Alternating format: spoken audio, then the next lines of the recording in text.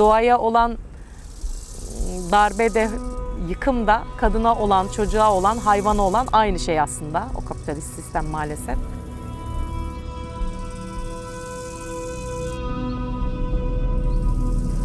Ve köylü artık isyan ediyor. Biz bu kömüre, bu madene, bu termik santrallere daha ne kadar toprağımızı vereceğiz, kurban edeceğiz, daha ne kadar hayatlarımızı çalacak? Geçmişimizi ve geleceğimizi çaldığı gibi.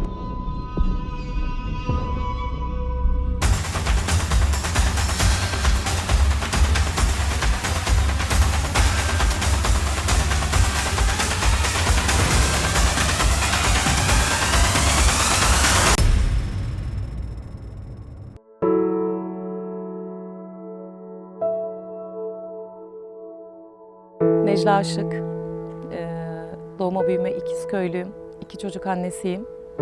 Mesleğim tarım ve hayvancılıkla uğraşıyorum, çiftçiyim. 4 yıllık bir mücadelenin içerisindeyim, geldiğim andan itibaren.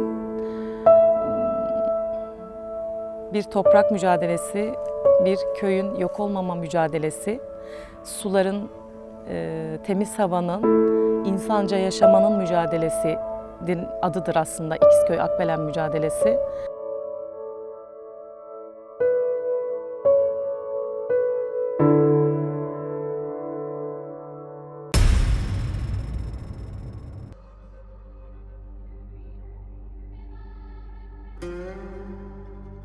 ...40 yıldır buradaki köyleri pençesine almış, 79'da kazması atılmış, 84-85'te faaliyete geçmiş Sek köyünden başlayarak ve benim anne köyüme kazmasını vurarak benim nine dede topraklarımı yok ederek başlamış bir kömür belası, termik santraller ve 40 senedir burada çalıştırılmış.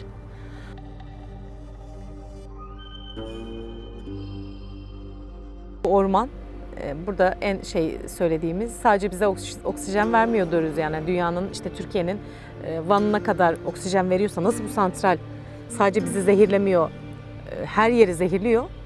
Burada zehirlenen sadece biz değiliz. Evet, en büyük mağdur bizleriz diyoruz. Toprağa gidiyor, suyu gidiyor ama hava yönünden, iklim krizi yönünden, işte seller, depremler, yangınlar, hani bunun zararını hepimiz çekiyoruz.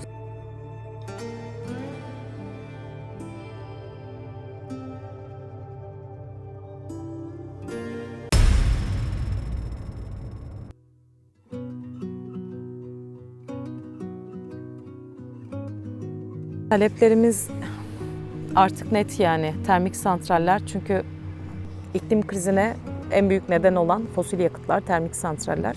Bunların kapatılmasını istiyoruz. Sadece burada istemiyoruz bu arada. Burası için başladık. Toprağımız, köyümüz gitmesin diye başladık ama şu anda kendi mücadelemizle birlikte Türkiye'nin her yerindeki yıkımları gördüğümüz için sadece kendi köyümüzde değil, Türkiye'nin neresinde kaç tane termik santral varsa hemen hepsi kademeli bir şekilde kapatılsın. Fosil yakıtlara karşı 4 senedir bir mücadele veriyoruz.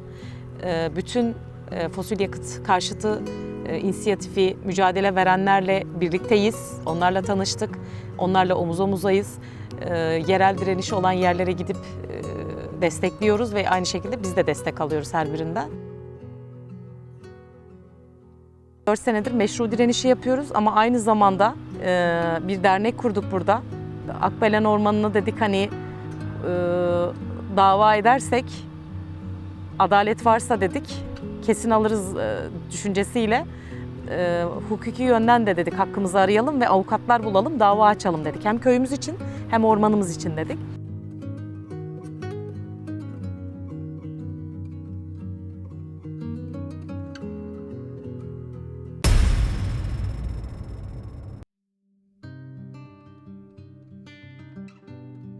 Ama halen daha yasalar göz ardı ediliyor. O yasayı da zaten bir torba yasayla birlikte yine 2022 yılında öğreniyoruz ki maden, zeytinlikler, eğer o şeyin altında maden varsa alınıp başka bir yere taşınabilir. Hayır efendim, taşınamaz. Uzmanlar söylüyor.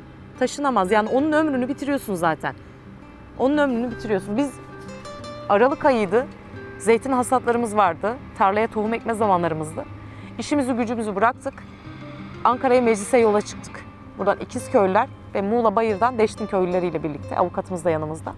En büyük kazanımımız bu torba yasayı buradan bir otobüs dolusu çıkarak Ankara'ya meclise, meclisin önünde yapmayı planladığımız, her zaman gururla bahsediyorum, önünde yapmayı planladığımız basın açıklamasını meclisin tam göbeğine, buradaki mücadelenin ne olduğunu anlattık ve o torba yasayı geri çekmek zorunda kaldılar.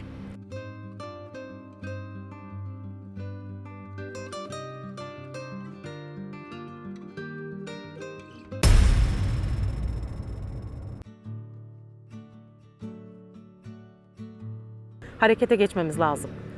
Yani bu yerel mücadelelere de destek verilsin. En basiti paylaşımlar yapılsın. Buradaki kıyımlar, buradaki yok oluşları herkes paylaşsın, herkes görsün ve buna bir ses çıkaralım. Sadece buradan değil ama sadece böyle birer avuç değil. Farkında olalım. Bununla ilgili seminerler, toplantılar, bilgilendirmeler, kitapçıklar, hani büyütelim, yani olayı büyütelim. Tek başına olacak bir şey değil çünkü.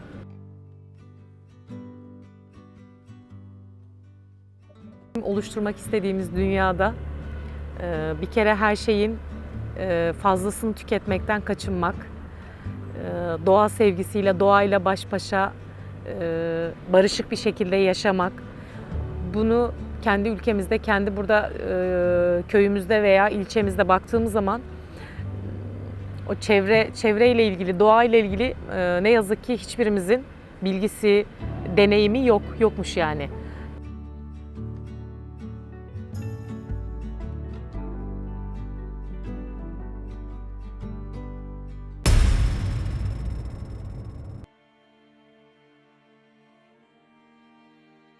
Çocuklarım olursa, torunlarım, gelecek bütün nesiller için bu mücadeleye iyi ki çıkmışım, iyi ki başlamışım.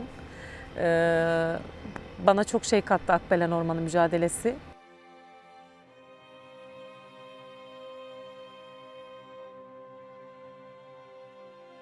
Eteğimiz çok dolu ama en büyük başarı buranın bu şekilde orman olarak kuştan, kurttan, yılandan, domuzundan, börtüsünden, böceğine hepsinin evi olarak kalması, insanlar olarak bize de akciğer olarak, hava olarak nefes olması ve tüm Türkiye ve dünyadaki bütün yerel mücadelelere demek ki gerçekten mücadele verilirse, inanılırsa, birlik, beraberlik olursa başarı olurmuşu vermek. Hani umut olmak daha yani.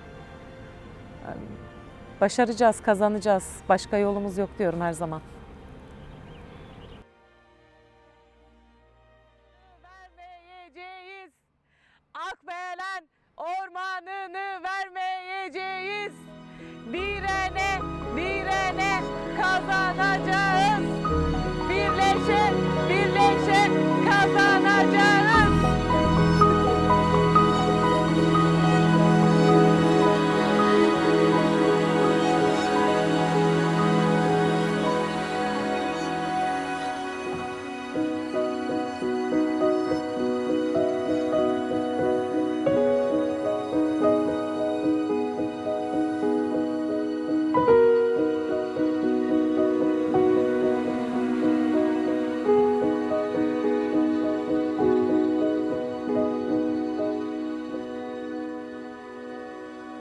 you